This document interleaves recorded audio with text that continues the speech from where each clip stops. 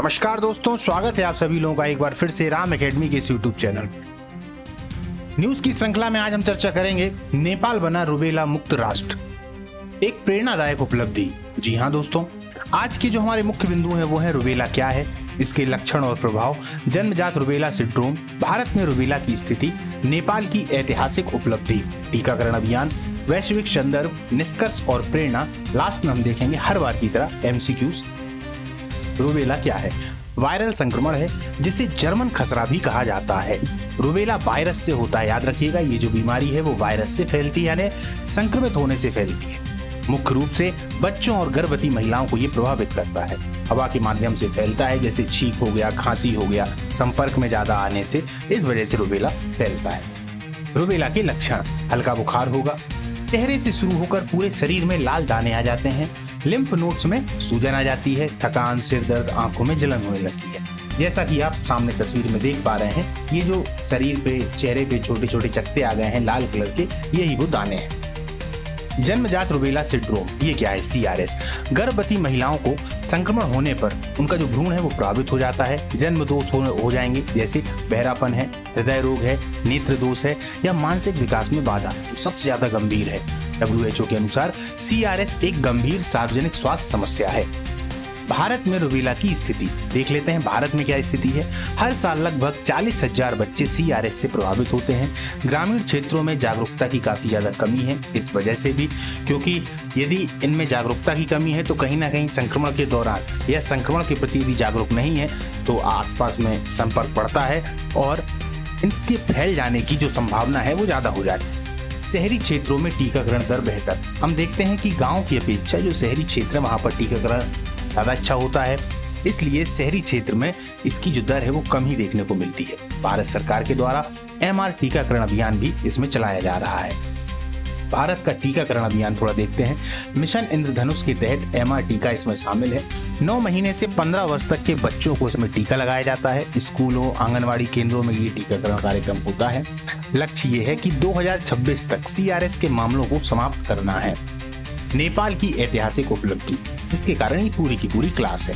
अगस्त 2025 में WHO ने, याद रखिएगा, नेपाल को रुबेला मुक्त घोषित किया है। 2012 में यह शुरू हुआ था MR टीकाकरण अभियान। 95% से अधिक टीकाकरण कवरेज प्राप्त है। दक्षिण एशिया में ये पहला देश बना है। एक बात को याद रखिएगा दोस्तों, जब भी हम किसी को किसी रोग मुक्त कहते हैं तो इसका मतलब ये नहीं होता कि वहां पर एकदम से रोगियों की जो संख्या है वो खत्म हो गई या बिल्कुल भी नहीं है, लेकिन हाँ इतनी है कि वो गिनने में नहीं आएगी। गिनने का मतलब है कि वो अब संख्या में नहीं आ सकती। जैसे 100 में से 1 आध 2 हैं तो फिर इसमें कोई समस्या नहीं होती, तो ऐसे में हम इसको मुक्त ही बोल देते हैं और अब बात तो हर कहीं पाए ही जाते हैं। नेपाल की रणनीति: सामुदायिक स्वास्थ्य कार्यकर्ताओं की इसमें भागीदारी रही। स्कूलों में विशेष अभियान चलाए गए, मोबाइल टीकाकरण यूनिट्स भी चालू हुई। जन जागरूकता के लिए रेडियो, टीवी, सोशल मीडिया का उपयोग हुआ कि भैया आप आएं और अपना टीकाकरण करवाएं। वैश्विक संदर्भ में थोड़ा देखते हैं।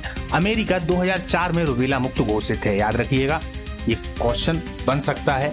ऑस्ट्रेलिया हो गया, जापान हो गया, दक्षिण कोरिया, ये भी रुबेला मुक्त है। WHO का जो लक्ष्य है वो 2030 तक वैश्विक रुबेला का उन्मूलन है, कि 2030 तक रुबेला पूरी तरीके से पूरे विश्व में समाप्त हो जाए। भारत और अन्य देशों के लिए ये प्रेरणा है। रुबेला से जुड़ी कुछ भ्रांतियां जो बहुत ज्यादा जरूरी हैं, कि यह सिर्फ बच्चों की बीमारी है, ये एकदम से गलत है दोस्तों। एक बार हो गया तो दोबारा नहीं होता, ये आंशिक सत्य है, यानी थोड़ा बहुत सही है पर ज्यादा सही नहीं है। टीका लगवाने से साइड इफेक्ट होते हैं, ये वैज्ञानिक रूप से गलत है, ऐसा नहीं होता। जागरूकता ही इसमें सुरक्षा है। जन जागरूकता की भूमि: माता पिता को शिक्षित करना बहुत ज्यादा जरूरी है। स्कूलों में स्वास्थ्य शिक्षा देना भी बहुत ज्यादा जरूरी है ताकि बच्चों को भी इसके बारे में पता पड़ पाए। सोशल मीडिया पर अभियान चलते रहेंगे। यदि ऐसा होता है तो कहीं ना कहीं ये जो जानकारी है वो आम लोगों तक भी पहुंचती रहेगी। स्थानीय नेताओं और शिक्षकों की भागीदारी भी इसमें बहुत ज्यादा महत्वपूर्ण है, क्योंकि कहीं ना कहीं नेता और शिक्षक ऐसे व्यक्ति होते हैं जिनकी बातों को ध्यान दिया जाता है, सुना जाता है और उनकी बातों पर अमल भी किया जाता है। वैज्ञानिक पहलू: रुबेला वायरस टोंगाविरिडे परिवार का सदस्य है। RNA ये एक वायरस है। टीका: जीवित कमजोर वायरस पर यह आधारित है। 2 डोज में पूर्ण सुरक्षा मिल जाती है। निष्कर्ष: नेपाल की सफलता भारत के लिए प्रेरणा है। समय पर टीकाकरण से गंभीर बीमारियों से बचाव किया जाता है। जन सहयोग और सरकारी प्रयास इसमें बहुत ज्यादा आवश्यक है। स्वस्थ भारत सशक्त भारत की दिशा में एक कदम है।